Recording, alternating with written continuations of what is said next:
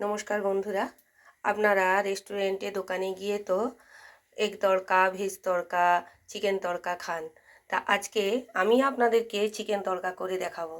দেখুন, আমি যেভাবে রান্না করব খুব অল্প তেলেই কিন্তু এই তড়কাটা হয়ে যাবে। এখানে তেল আমি দিয়ে দিয়েছি, আর তড়কার ডাল ভিজিয়ে রাখতে হয় 2-3 ঘন্টা।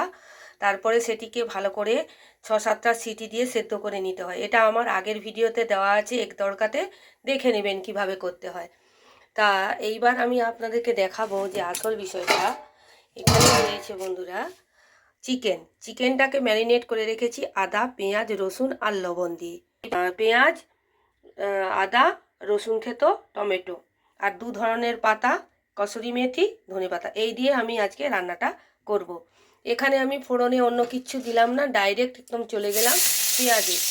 এবার পেঁয়াজটাকে আমাদেরকে ভালো করে ভাজতে হবে। রং এসে গেছে, এইবার দিয়ে দিচ্ছি রসুনটাকে সুগন্ধ ওঠা পর্যন্ত ভেজে নেব। এইবার দিয়ে দিচ্ছি আদাটা, লবণ ব্যবহার করব, জাস্ট একটুখানি লবণ দিয়েছি। এইবার দিয়ে দিচ্ছি লঙ্কা গুঁড়ো আর হলুদ গুঁড়ো। যেহেতু সেদ্ধর সময় এখানে টমেটোটাকে আমি পুরোপুরি একদম সিদ্ধ করছি না, এই পর্যায়ে দিয়ে দিচ্ছি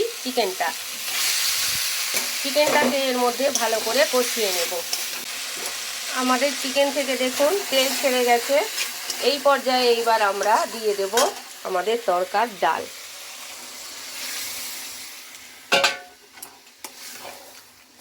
তড়কার ডালে আর একটু জল দিয়ে দেবেন, কারণ তরকারিটি ফুটতে দিতে হবে, সেই জন্য একটু জল লাগবে। এইখানে যেহেতু এটি তড়কা, অতএব তড়কা আমাদেরকে দিতেই হবে, সেই জন্য একটু রসুনটাকে আমি তড়কা দেওয়ার জন্য ভেজে নিচ্ছি। আর একটু দিয়ে দিলাম কসুরি মেথি। এইবার এইটিকে তড়কা দিয়ে দিলাম।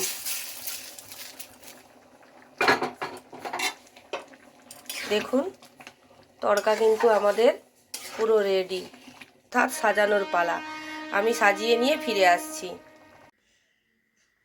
এইরকম কোনো সবজি রুটি বা কোনো নর্মাল রুটির সঙ্গে এই তড়কা যদি আপনারা বাড়িতে তৈরি করে দেন, তাহলে দেখবেন বাড়ির কর্তামশাই এবং তার পরিবারবর্গ সবাই খুশিতে আপনাকে একটা কোনো না কোনো উপহার দেবেই, কোনো কমপ্লিমেন্ট তো অন্তত দেবেই।